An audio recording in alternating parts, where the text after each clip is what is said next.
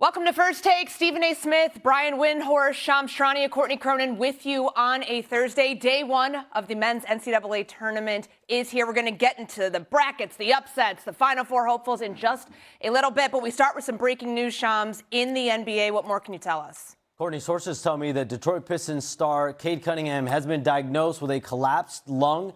He's expected to miss an extended period of time for the Pistons, and there is some optimism internally within the Pistons that he's going to be able to come back for the playoffs, but still not sure about next steps. Cade Cunningham, the Pistons medical staff, they still have to continue to evaluate him, figure out next steps, treatment plans for him. And the one thing I did find out in the last few minutes, doctors do believe it's a mild case, so they're going to continue here to figure out how soon or how much time he could miss. CJ McCollum has had a collapsed lung on 2 different occasions. He missed 3 weeks once, 6 weeks another time. So it's going to be at least a period of weeks here. But this is someone that obviously has led the Pistons to the #1 seed, the 3.5-game lead they have on the Boston Celtics right now. He's one of the highest usage rating players in the NBA. So this is a guy that's emerged as a superstar player. Now the Pistons face potentially being without him for a significant period of time here. Well, first of all, first things first, wishing him nothing but the best in a full and healthy recovery. That's the priority right now. Obviously, anytime you hear something like that, it scares the living hell out of you. Making sure you're right. You're thinking about a collapsed lung. You're of the mindset. What happened? What kind of collision took place? What kind of impact took place that actually, caused that to happen? And then you saw some of the highlights and you see how it could have easily happened. So, thank God it's not something more serious than that. But obviously, that's unfortunate. But Lord knows it could have been worse. So we're happy about that, and we're happy that he's projected to be back. Having said all of that, getting strictly to basketball, I definitely think this compromises the Pistons. They're not a team that's perceived as having a bona fide, a viable secondary scoring option. He is the offense. Everything goes through him. Other people are going to have to step up, no doubt about that. You don't expect them to fall off a cliff, but the Boston Celtics are ascending. The Boston Celtics are coming. The New York Knicks are still in the mix. And obviously, this is something that could potentially cost them the #1 seed in the Eastern Conference. Is it that big of a deal in the grand scheme of things? One could argue not so fast, because if he eventually comes back, they could still do some things, even though they play a second-round series and they'd probably be the road team instead of the home team. Who knows? But it's one of those situations where, let's be very, very clear, the Detroit Pistons and all of its championship aspirations, it goes nowhere without this man.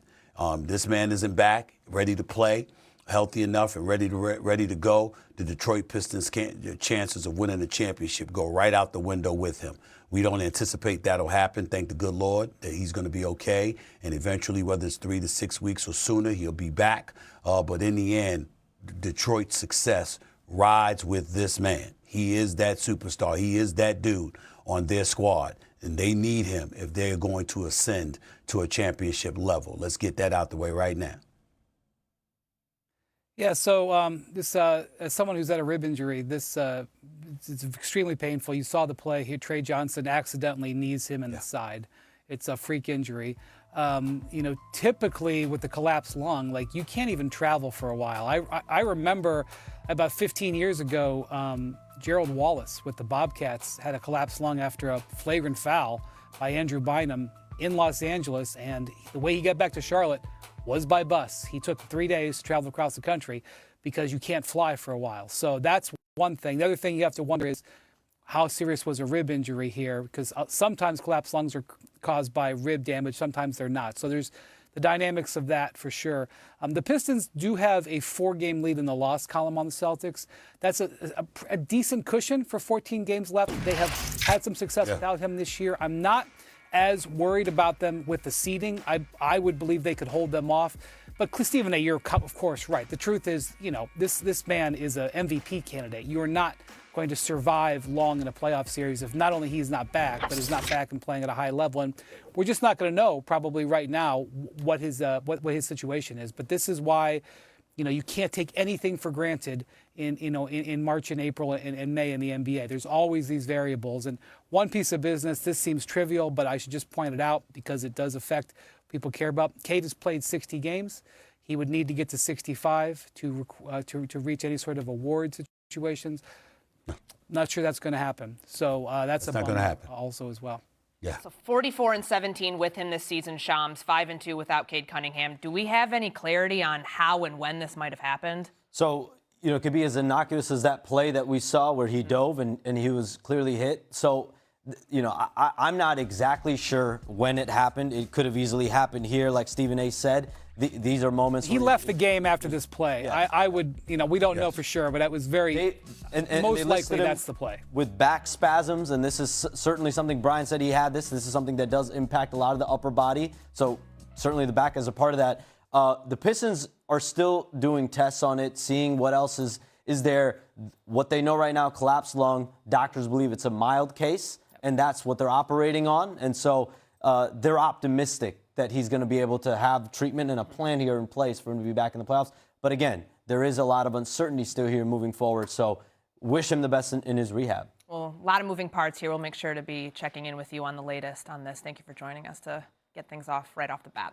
All right, let's move into the other part of the NBA news. Coming off last night's game, Luka Doncic and LeBron James powered the Lakers to their 7th straight win on Wednesday, taking down Kevin Durant and the Rockets. Another dominant performance from Doncic, who finished with 40, 10, and 9. Not bad. LeBron, nearly flawless, adding 30 points on an incredible 13 of 14 shooting performance with the win.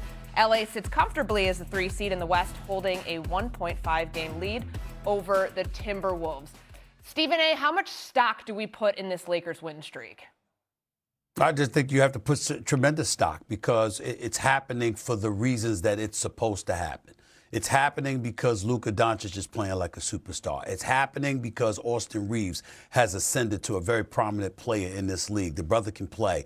And it's happening because LeBron James, the 4-time champion, the 4-time league MVP, the basketball savant, is playing like one. He's making adjustments. He's the third option. He's not even the second option.